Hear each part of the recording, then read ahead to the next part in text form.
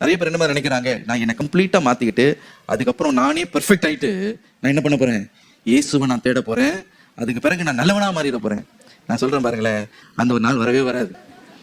ஏன்னா நம்முடைய சுவாபம் பாவ சுவாபம். கர்ப்பத்துல நம்ம தோன்றும் போது எப்படி தோன்றினோமா, பாவத்துல நம்ம உற்பத்தி ஆக்கப்பட்டோம் என்று வேதம் சொல்கிறது. நம்முடைய சுவாபத்தை என்னைக்குமே நம்ம என்ன பண்ண முடியாது, மாற்றிக்கொள்ளவே முடியாது.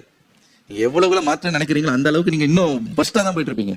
ஒரு காரியத்தை மறந்து போகாதீங்க, நீங்க எப்படிப்பட்ட நிலைமையில இருந்தாலும் இயேசு உங்களை நேசிக்கிறார்.